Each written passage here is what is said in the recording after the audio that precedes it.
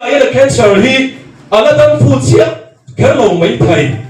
a me lo chu lung ngai na huna po damel lo chu lal pa te na lo thu sei na cha an ria hi a ropui ka ti chu nam te la kan ria tu ani poin ka ria ti kha kan sui tel pasadu poka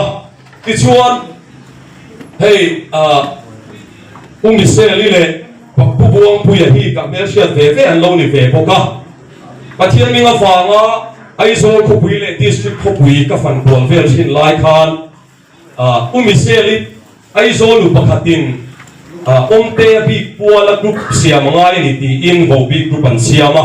chu da chuan se li hi atel ve ni rala chang chin ka she thina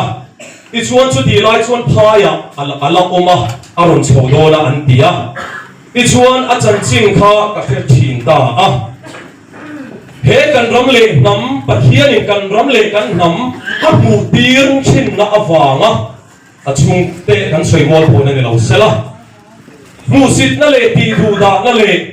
nek so na chitin re tuara va vai ani ate kan she chowa ti chuan phai tang chuan an ron chowa ai zola Australia tang in sap nu in lar na buwa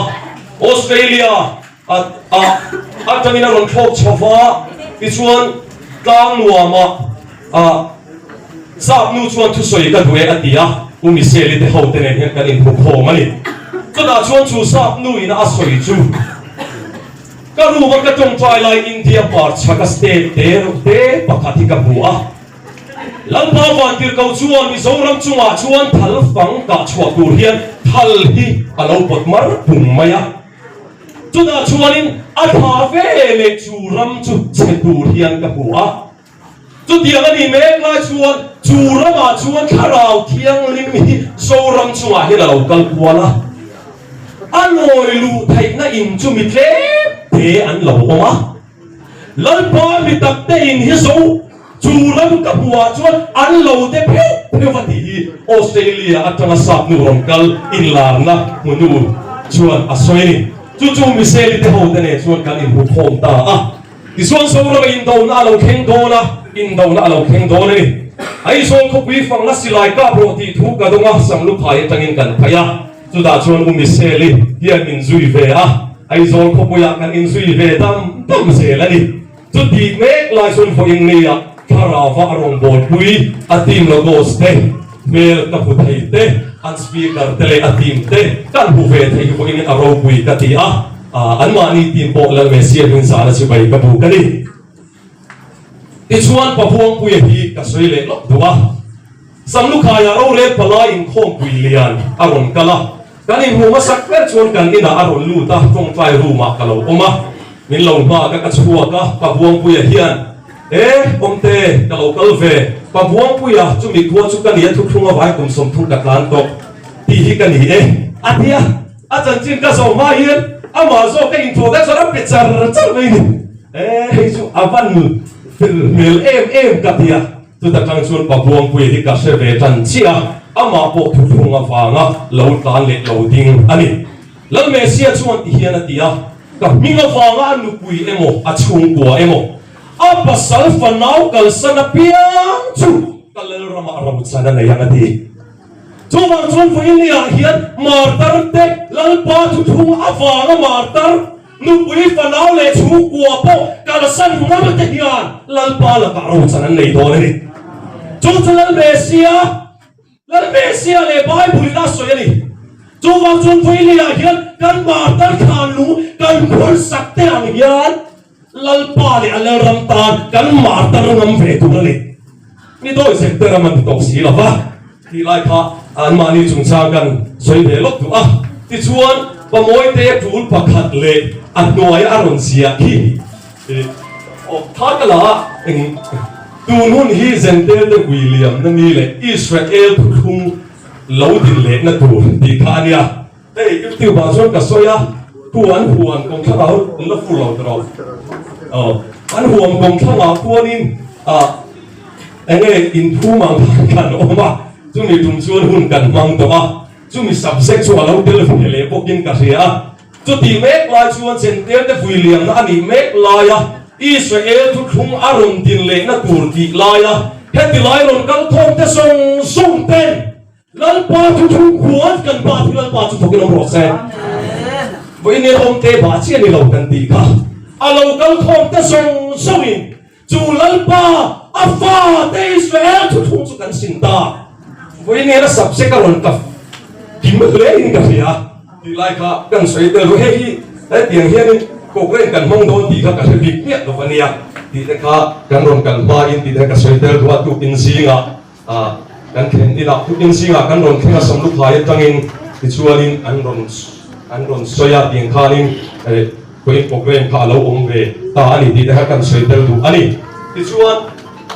he cuộc lên đi bắt hiền in mal asomin siya ka thi le ni in ka sia si tlang tho si in ka oma dam doi ta ai thina ti chuanin ni ka pi em ni kan dar ti asam thina ti chuanin zing ma ni ka phuna sa em maya ti chuan ni min po ka mun lenga kal don chuan lu po kan me tang kan tia ma sa chu po chu kan me thei lova kan sum do lal ma kan customer ten order an pe po ka pe ve thei lova ni chu tiam khop chuan ni min po ka lamun ni lenga ni ti chuan ni zana kamudona kai li vet do a ke korte nen kamu ba ti chuan kamu ka ke korte nen ka thim she ka tong tra ya pathian ka awani ti chuan ka han mu kha kamu manga hianin ka lo lua fak ni ka lua fak maya ti chuanin zinga ka tho chu ka han har ta a voi ni a hianin zana kamu manga ka luak sia kan na song song lal panin luak chu atira niang ka tia voi ni a hian ta takin ka ding thei ta ni chu wa chuan voi ni he pok re ni lal pa thil ti thei na le lal pa chen chin na le dam na nei chuan voi ni ka lo khenga ni min ni le na mu pui that kha voi ni a khual la ta ka lo ding thei ta ni chu wa chuan he ma ta ti sai chu a hian lal pa hi lo chuang se ama le ya Israel thu kwa te ne lal pa chu lo kal thang lo se ilahi karon saital fok kani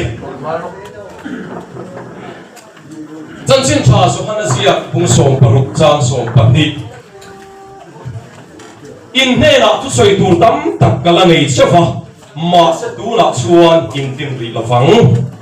lan me sia khan tu soi tur tam tak azir tir ta ne la mi pui ma khan nei ve thi na ni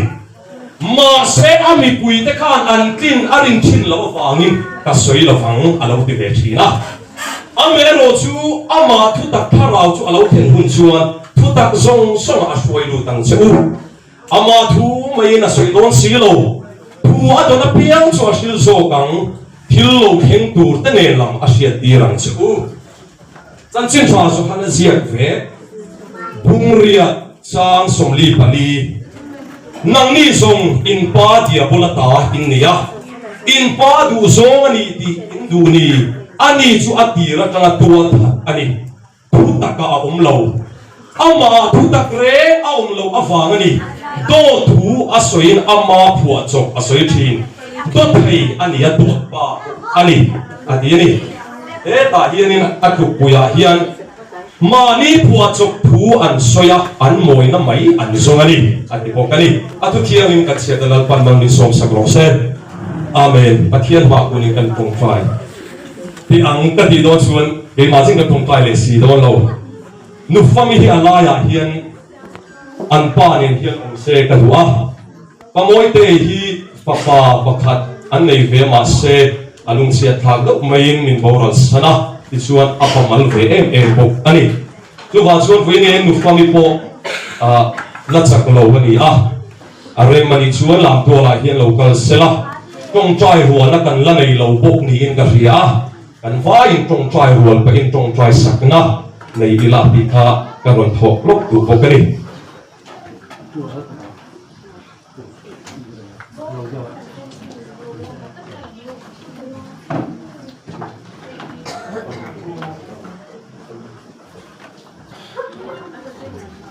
kan savai in tong trai rual nei pa in kan chung ko le nu pa ni ta tan ko tong trai u Hallelujah, amen. Hallelujah. Ele fazia uma criatura. Agora tá, tinha menina. Foi mortal, tinha menina. Ele ia lá, lá,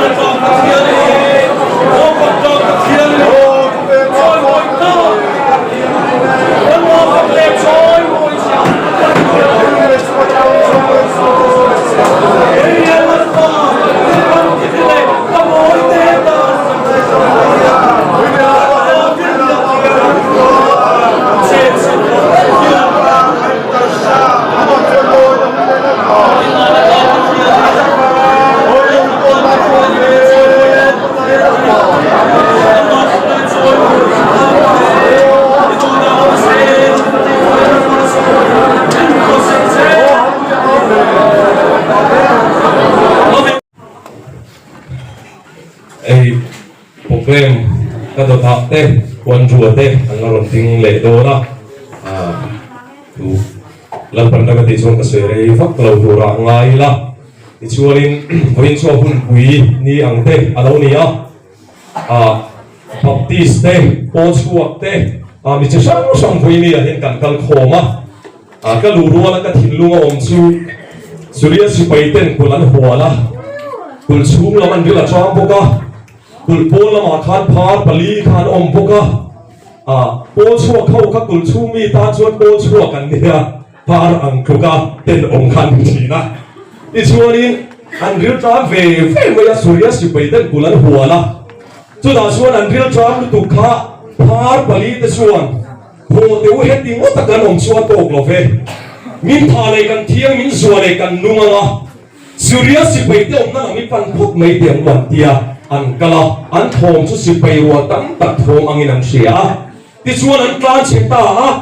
choi tur chu phar ho chuan an ta ho deu lal chung te shil tiang wan tia lal kul chung lam te de khan roi khan ki lo ti lai ve ta kan ro wa chuan oma voi ni a hian martar ti sen ruang chunga lal pan ruai abo sei ni ka hia chu da chuan se chi pa thu kan tong ani china thu ma kala nei pa do lo se chi pa choi moi na kan nei ya chu mi ma chuan mary ta changin nu pa an ron kala kan ina chu mi ta nu pa chuan mi so ra ma mi panga hu to kan nei ya sani som di panga kum chunga ta apa na nang ma hu se kan ngai an ron tia an ron lu thani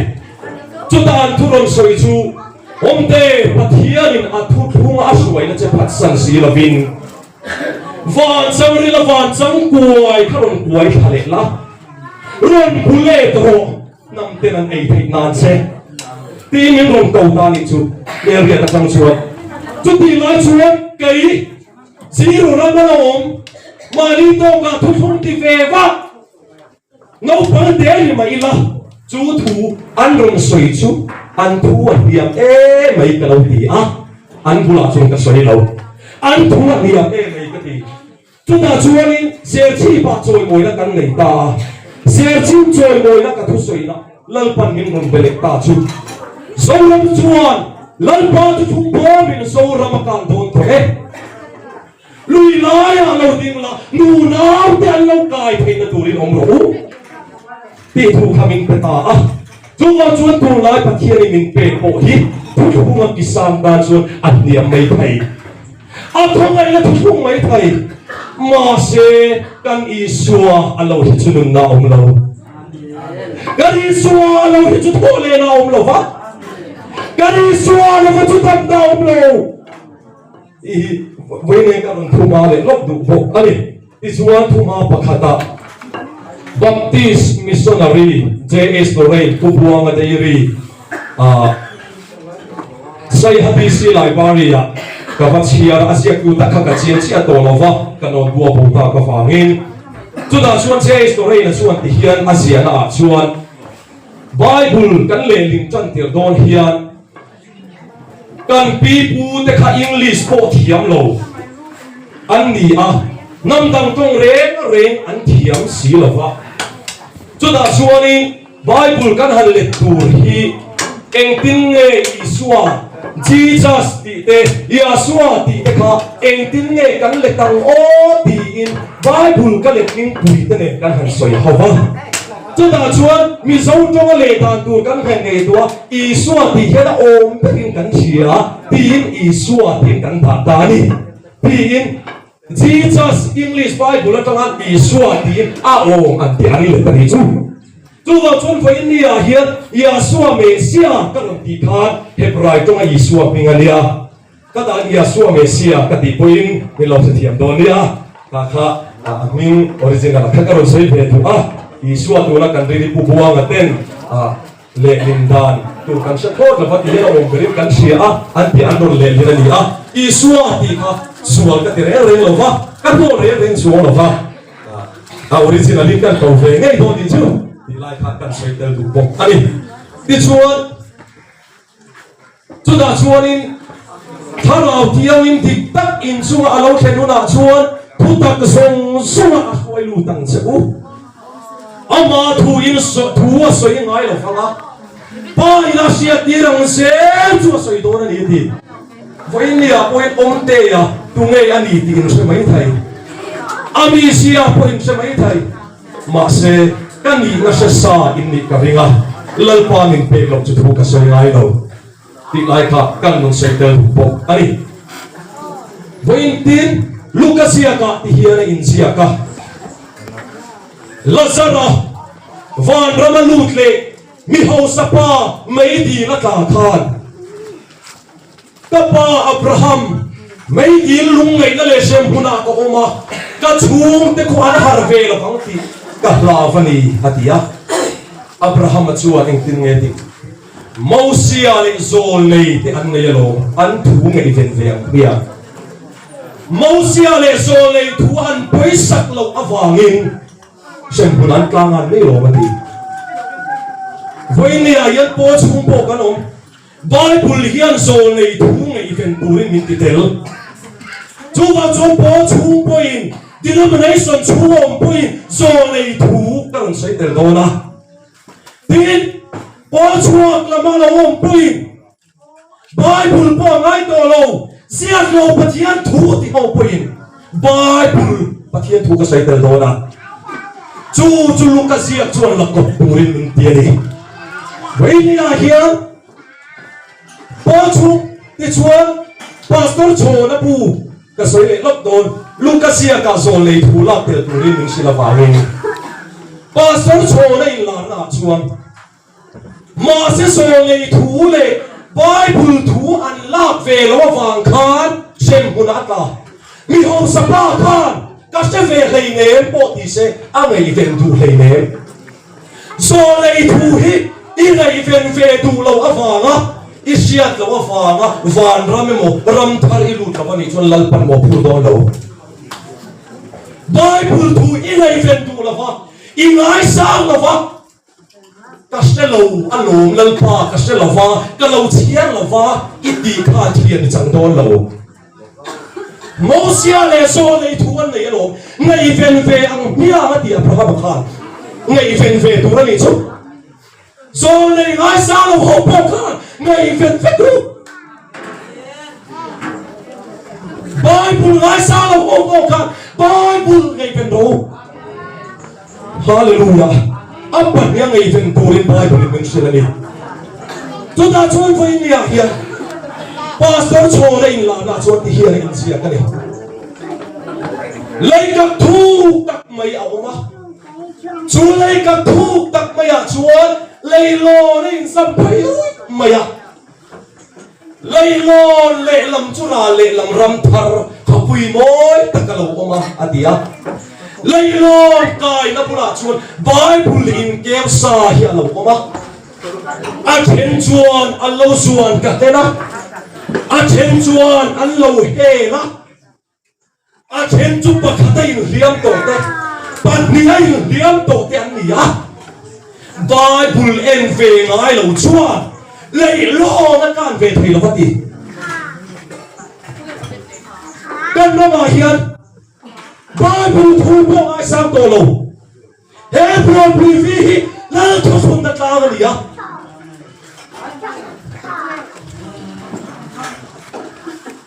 mà đi phùa chụp bắt thiên thủy lơ thu thu ngã tel về ngay lâu mà đi phùa chụp ăn xoay ăn mà đi bồi ăn xoay chú lơ thu thu ngã tel về ngay lâu kan ai rồi lơ bia mình kan tu thu thu ni lơ thu thu ngã ni hallelujah chú ta chôn vui ni à hiện ama ayo ding pasal chate kan vuya Israel na tutunga lo ding chuak do Israel na chon pathian lang ramba kaling ve to sila ha hallelujah Zawlnei kharau thiam kan sang na sa do Zawlnei pathian thu po kan sai na sa kan vahan se na sa te lul em te po chuak a kom thi pathian thu ni lo pathian poi ka vasoya ka in do rem mo cha na thiếu suốt cái gì á cái inte thiếu cho ba mà đi thua cho tu sen ni anh boy nan songa ka thu lo an sei thina ti chu dia pola siani in pa dia pola do pa bum pu ti ama chu thu taka re om lo ti ma li phua chop pathian thu kan zo ra ma hian mi tan va ve pu ra sa tu ka với riêng lang thu om na ta ma kan kalani chu lei lo chu pastor chona chuan tin nge fa patan bo kai le na ni ati với nia hian mi in lan mesia thu thunga phatsan na te angai sa lo na song songa ho te wi ki le fe ka wo lali suwa mesia nun tom pui turin kan hilal panting chuak turin min ko kan po na ta le te turin min so kan fel na ta fel turin min so amala ka thiam kan san the na turin ho te u ikir le ang u lal panin ti ani hallelujah tuna chuan ni ma sela tharau thialim dik takin chunga lo the tuna chuan thu tak songa suai lu tang chuati thu tak chu tam tro thu tak song ati song ati si chuan thu tak chu van tam em ka soi fo thi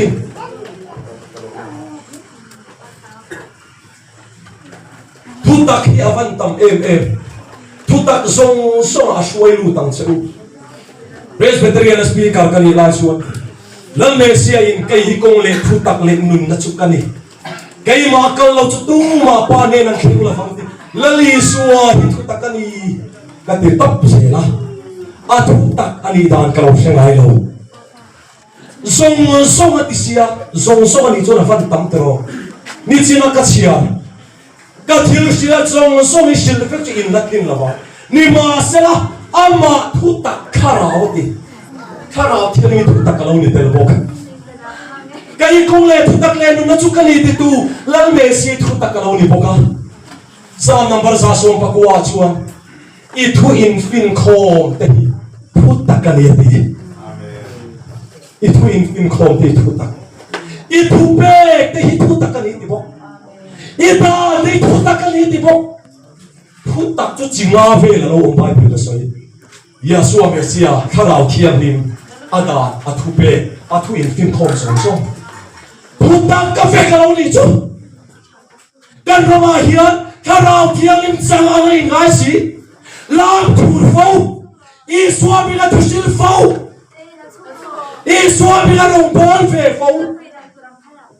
ma se thu tak ya suwa mesia ngai sang mi lo ten om tin kharau thiam lim na thong ngai sang mi lo ten om tin a Bible thu ngai sang mi lo ten om hey thu tak ka ni tel hallelujah chu wa chuan foi ni a hian lal pan chu thu tak ka chuan ti ni chuang tu ni na mi ten so hallelujah kan hun man ne nei mil la ven ka hello ma se thu ui nei in kal lo pa chia ti ra pian ka soi thi me se na tiang khat soi tu ra mi si la pian ka soi thi ti ha ka lo soi tel ru bo ka ni chu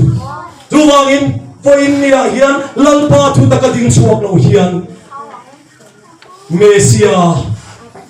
ama du zong ti du si lo wa I suwa ka sia ti chu mi to thai an ni ati du pon ka thu pe ka som lo chuan mi mai lo ti foi ni a hian I suwa du zong ti nai let le u I suwa du zong ti nai let le u I ki le u hallelujah hallelujah lan mesia hi adu zong ti nai ki rang u om te an I suwa sia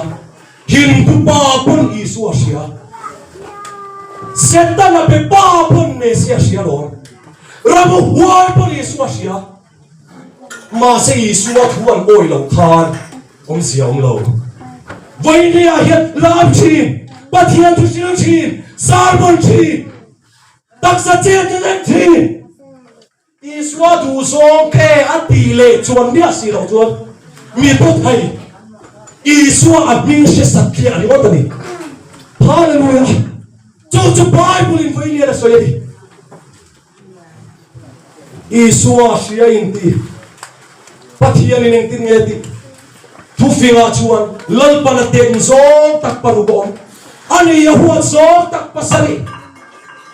unaw kar remlo na turangal sakte mit chapaute dothaite o india ten kan rama hian nong bo tu tro ulaw le unaw kar an in remlo na tura thu vei virchi pathian huat zong tak ani Diglaw so mi inti setji unaw kar remlo na tutura ngal chakte ti chulal paten so ngani lal mesia chuane nun thu lo keng sia voinia yen eng ang point tu thum hi khal filor mai la he nun hilal palom tlak in thoi nung le thiang ani chuan silo chuan fail thak to thai kan ni don impa dia bola dot pa ama thu ta ka omlo setana sia chu thu ta ka omlo hallelujah setana sia chu thu ta ka omlo fani voinian pathian thu shil re thu thura ma pon ro se sa thura ma pon ro se setana sia chu ama thu ta ka omlo fani thu ta kan soi ho kai nge panga ve la yong pathian thu soi khang thu tak tau re reng chu setana sia ni ngai chu ko lo ma se bible thu ka ron soi me ni setana sia ni me sia do da zonga pathian thu soi ti chu setana sia Zawlnei ta karau thiang lim chuan thil lo na thpurpose ya tir thin Zawlnei tak te do da zo ko sai re setana sia bible do da zo re na ko sa chu setana sia ni voi dia hian o zo na zakal na ka lan tu thum na ka ta hian lan tu thum ka ron ave amen hallelujah chu lo chu dam na lo em vang nge fo innia hian he thili ka ron soi na chan ta tran na mani dam na min khin tu ani a chu ko lim na min khin tu ani a ka za pui thei lo pathianin van sang ri la tama van sang ko ai isuan zirle uri mi han kau chu e mi mit mo I eng chu eng ro se tinun te lo ni to so ka mga inay lo te mga ina men ma de tung trai sa pe na wa ta le khang la tel to la la rong po la lo ti sia su na la pa min han buan chu e o chuan zero ram ka india kan thu thungan sia thiam lo chuan ka chung te nang se tak tak lo ka ka soi pe la va ma se la lal pan min ching ral mai chu e chuin khom man ka cha ka chuin khom ka manga re ga ka chung te nang se ve la mang ti ka la va ka buang mu ve se ti ka cha ka million mi kol mi sang dam para kom lai chuan e ni dang ten kanun na dam nan ku thei lo mi khai thei lo ka chung te po khan min ngai na thei lo ma se lal mesia thu tak nun chuan e thu tak chuan zalen mia zalen a chu zalen thi ti chu thu tak zo kin kanun min han siam thamai chu voi khat ma ni ku matang kha chung ko kan in haw le to lo pathian thu chau po lo ti sa pun kan in haw ho ai lo voi nia hian chu la thu thu chu dam na ni chu la thu thu chu pan la chu la thu thu chu nun na ni chu chu ho tu ipanang u ti lai kha voi nia hian kan soi te bu bo kan chu luangin pathian thu tak du lo zo nga thu soi ang ang chu setana sia ni chu ta chuan tharau thian bi tak lo te pathian mi tak lo te an lo sia san to chi na lo ni voi nia hian lal me sia hi chatuan nun na thak tu ni a ni kin ni na ka kai tho na tia a cây thô tur te chu lel Mesia om tap te a thu o ya du zo ngang ten lo ni don si a hallelujah Bible kêu về ngài lo ten leilon an rap kai ve thelo o tu thung mi Bible i kêu ngài lo palange o Gentile mi o kan ti ang o Israel mi i kêu ngài lo palange van ram ilu na tur kong kacha bi kol tu chu at ni o tu thung mi pathian le ram ilu thei na tu thang tu chu pathian tu te hi ni i thu de ka ke tan khon fa ni ta ko tan eng ani ti chu wang in tu in ya hian he lo tu thung na tlama hian le tu thung ai han hat chuak le te o hallelujah le tu thung a hian Yesu Mesia tu a hian i hat chuak le te o nun pathian thu le ama ne na kanin lei chi na ka lalpa ne na ding suak thei tu hin i kalang o lalpa na sia ti na che umiseli te pupuang at hiyan pathian tu thung an muin an chung kwa ta to chua po lao lovin music len tong po lao lovin he bual pui vi le tu thun na tlang tang hiyan an mun an lan ngamasin an pu pathian an tong tang ngama an pu pathian tuan din tang ngam Bible a hianin Paul chuak hi lo om ya an lo da vi kan soi zui lo de ar kada ha soi fi lo tur ka nei pian ti ra tanga mi tel kha lal Mesia in amita vedio ta pela alo dam ta a Anti-dam tu Mesia chan chin tha chu han ava sa ko suai tu de khan an rei thei lo va Mesia thu tak om khan du lo wangin he pa tu soi hi chu oi om lo e mai anu le i pa I han ko te ang wan tia anu le apa chu an han ko ta anu le apa te chuan ana ko pati dam tu khan soi ngam lo va a chan chu ro re tu te khan Mesia chan chin soi reng reng chu no chuat pu ra wan reng fa ngani min tel nu le pa chu la ti dam tu chan chin khan soi ngam du an soi du lo no chu an ba wangin ti chuan mi tel pa kha ko mai ula kan ko pa chuan tia an ko le ta a chu pam faris sa ko swai tu te chuan ti hian an ti ni tu nge ti dam tu che amma Mesia khani india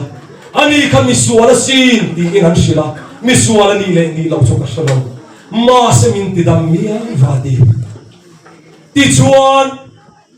an no chua ta a di no chua me di cho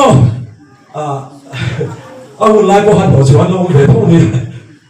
em vang mo a ti dam tu Mesia sia chian vang a mi ti var tu sia chian vang mi te no chua ngam phopin Mesia hu chianga mi te soi sue wa phopin Mesia tan ngama ading det ngam voi mi a hian lal mi te ron kal khom song song te hian a hu ti cha chan ngam lovin mi tel nu le pa mai ni ra kan kho sa le mi tel nu le pa nong lo va la a sia po chan ngam lo lal pa na tu lo hallelujah a mi ti va tu mi tel chuan chan ngama no chua to ba no chua wa phopin lai pa sia ti ra chan ngam lo hallelujah i lai ha voi mi a ta ro sai te ru po ka ni chu hallelujah amen he ma ta te sen tu ko su a hi la me sia lo chu ro se hallelujah hey ha hallelujah he ma ta te sen su a hi la me sia alo chu ro a chuan a turin imun na le kai ma hi lal pa I ko mi la rol nun mangai nei ni ding chuak ang u ama ka sia ti tu ma se adu ta na om chuang si lo a thu pe zong chuang si lo chu mi dot nei mai an mi ti ko in ya ni suwa kan sia kan lam alam ho po ni suwa kan sia ma se Isua ina minzertir pathian thu anga kan nun silo chuan mi to thai mai kalau ni reng do na lo ni chu tu pain ka thupe ka soma min mangai lo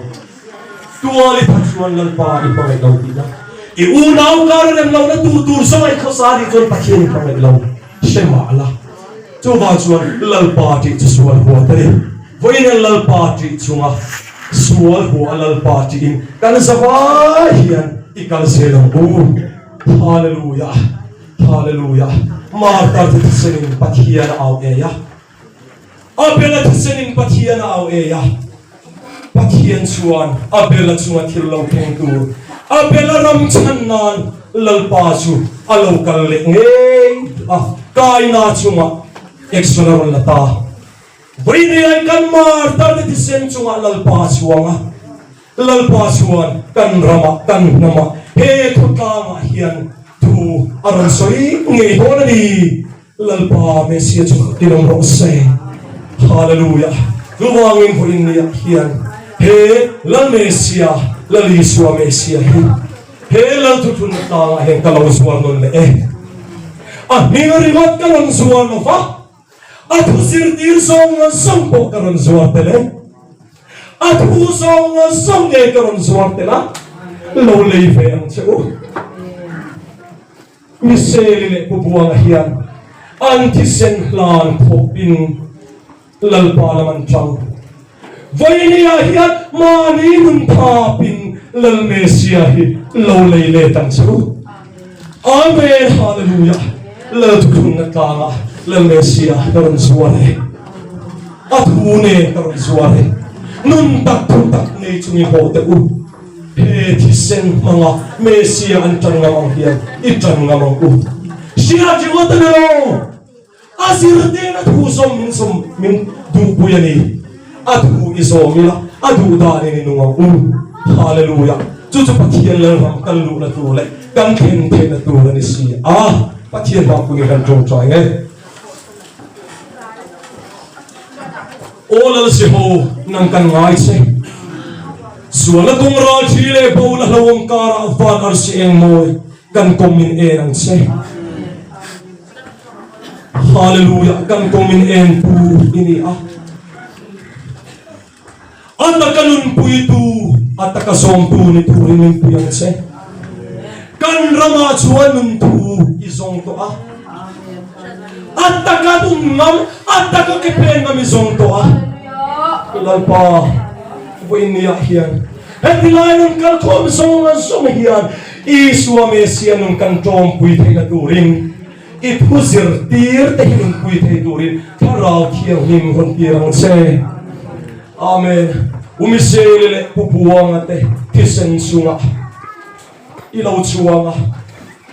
tudi ruole ro chuan Israel itundin le na tu alo heng so poke amen ropui pui yan Loreni sap missionary min pui khan William lo thotur chu Israel thu manisia William po hian lalpa sente na tlanga tanga impinga fa nga martar ti an ropui sente na tilan na ngalo kheng miao si avangin Tuti roa tuan pumom imi Israel itchung kuate ikay ito na nilaw keng vere tungron siya hallelujah buhay niya hiyan lao tutung Israel patiyan tutung malasom na tu hera mahin law keng rose he chung kuay law keng sila he kutangay law keng sila Mipiran kalkom song di ay loking rose. Amen. Kan patatse, kan soy mo yatse. Ropui nate, soy mo yate. Lalale tunay na song sang selang tse. Engkin ni ropui na Yeshua Mesia ng kananggile. Amen. Kaka, doon sila. Ay pumoy te tong kaya na may tsak kisoy na kadwa. Ki mai cha man te thina enge hom sia kan ei thaya Abraham hian atong try lai kha khitia ki asia thina ni chu muslim ho khuan an chom ta tilaya an hel thin tilunei Facebook ate kan humai thai ku Abraham sia mania ichuan Muslim hawin an ron chumani Abraham afa tangin Isaka atangin tukhan an ron chua ka Ismaelite tutiang chuani ki pathianin kan pa Abraham ate kan pu Abraham ate na mai cha an siam angani pilai kha kumoi te bo kan komen de zoi ko ku kan chu kan se ma so se